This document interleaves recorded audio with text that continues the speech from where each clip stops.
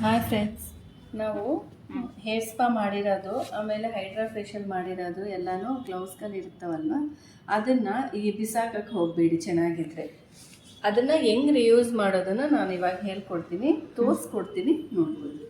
So first starting ಪೌಡ್ರಿಗೆಲ್ಲ ಹಾಕಿಬಿಟ್ಟು ಇದ್ರ ಒಳಗಡೆನೂ powder ಹಾಕಿ ಸ್ವಲ್ಪ ತುಂಬ ಜಾಸ್ತಿ ಜೋರಾಗಿ ಇನ್ಕ್ರೀಸ್ ಮಾಡಬೇಕು.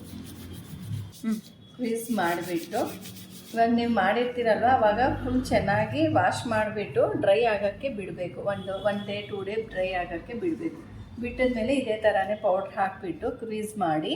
ಸೊ ಅವಾಗ ನಿಧಾನಕ್ಕೆ ನೋಡಿ, ನಾನು ಹೆಂಗೆ ಮಾಡ್ತಾ ಇದ್ದೀನೋ ಅದೇ ಥರನೇ ನೀವು ಇದು ಮಾಡ್ಬೋದು. ನಿಮ್ಗೆ ಕಾಣಿಸ್ತಾ ಇರುತ್ತೆ ನೋಡಿ ಎಷ್ಟು ಚೆನ್ನಾಗಿ ಬರ್ತೈತೆ ಅಂತ.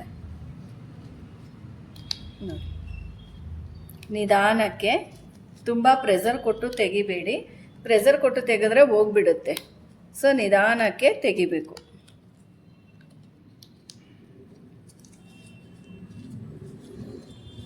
ಸುಮ್ಮನೆ ಮಾಡಿ ವೇಸ್ಟ್ ಆಗುತ್ತೆ.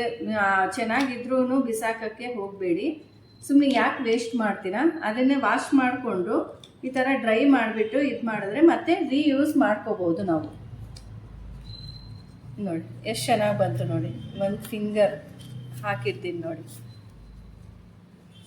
ಮತ್ತು ನೆಕ್ಸ್ಟ್ ಅದೇ ಥರನೇ ನೆಕ್ಸ್ಟ್ ಫಿಂಗರ್ನ ತೆಗಿಬೇಕು. ನಿಧಾನಕ್ಕೆ ರಿಮೂವ್ ಮಾಡಬೇಕು. ನೋಡಿ, ಪೌಡರ್ ಹಾಕಿರ್ತೀನಲ್ವ, ಪೌಡರ್ ಹಾಕಿದ ತಕ್ಷಣ ಕ್ರೀಸ್ ಮಾಡಿರ್ತೀನಲ್ವ, ತುಂಬ ಚೆನ್ನಾಗಿ ನಿಧಾನಕ್ಕೆ ತೆಗೆದ್ರೆ ತುಂಬ ಚೆನ್ನಾಗಿ ಬರುತ್ತೆ.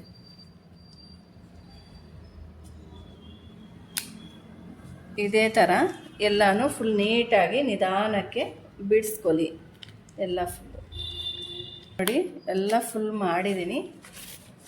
ಫುಲ್ ಇವಾಗ ನನ್ನ ಕೈಗೆ ಹಾಕ್ಕೊಂಡೆ ನಿಮ್ಗೆ ತೋರಿಸ್ತೀನಿ